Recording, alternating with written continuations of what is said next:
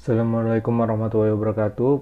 Perkenalkan, nama saya Muhammad Iqbal Hidayatullah dengan NIM 19023111000122 dari Prodi Ekonomi Pembangunan Universitas Trunojoyo Madura, kelas C.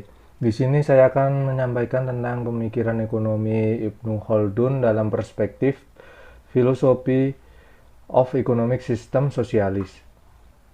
Biografi singkat mengenai Ibnu Khaldun. Ibnu Khaldun dilahirkan pada tanggal 27 Mei 1332 Masehi di Tunisia dengan nama lengkap Abdurrahman bin Muhammad bin Khaldun Al-Hadrawi bertepatan tanggal 1 Ramadan 732 Hijriah. Ibnu Khaldun berdasarkan silsilahnya masih berhubungan darah dengan salah satu sahabat Rasulullah Shallallahu Alaihi Wasallam, yaitu Wa'il bin Hajar. Beliau bermazhabkan Maliki dan muhadis Al-Hafiz. Ibnu Khaldun merupakan seorang pakar usul fikih, sejarawan, pelancong, dan penulis, serta sastrawan. Beliau memiliki gelar Waliuddin ketika menjabat sebagai seorang hakim pembuat keputusan di Mesir. Karya-karya Ibnu Khaldun yaitu Kitab Al-Ibar, yaitu mengenai sejarah dunia, dan Muqaddimah. Ibnu Khaldun meninggal pada tanggal 26 Ramadan 808 Hijriah atau bertepatan dengan 16 Maret 1406 Masehi di usia 76 tahun. Beliau dimakamkan di kuburan makam Sufi. Selama akhir hayatnya, beliau berusaha merevisi karya-karya sebelumnya. Karya Ibnu Khaldun.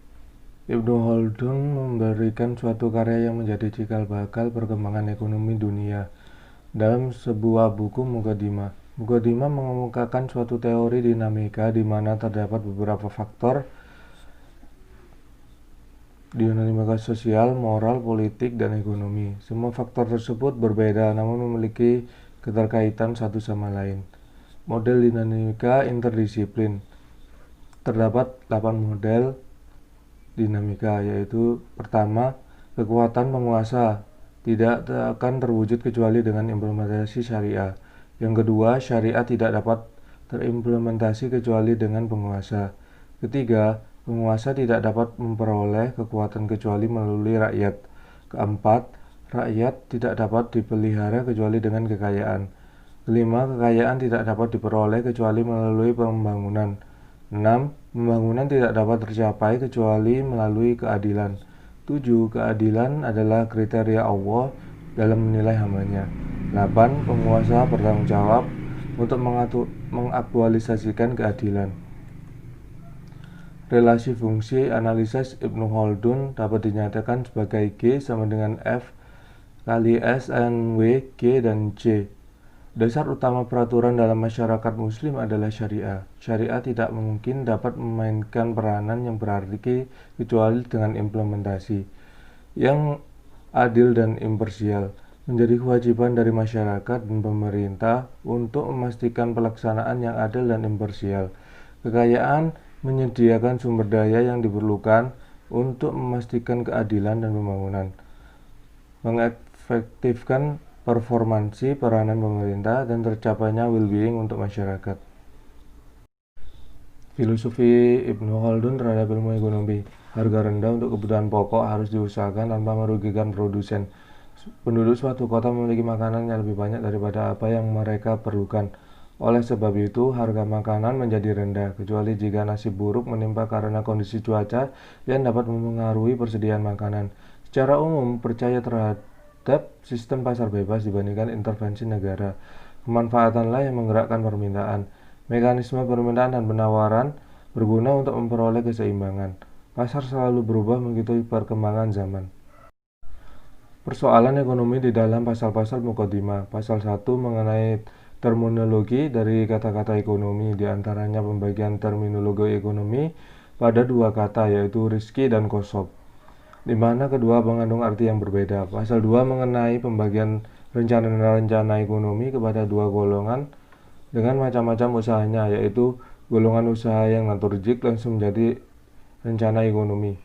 Pasal 3 sampai dengan pasal 7 menguraikan usaha-usaha yang bukan naturjik, menjadi usaha ekonomi dan uraian tentang faktor-faktor luaran yang ada pengaruhnya dalam ekonomi.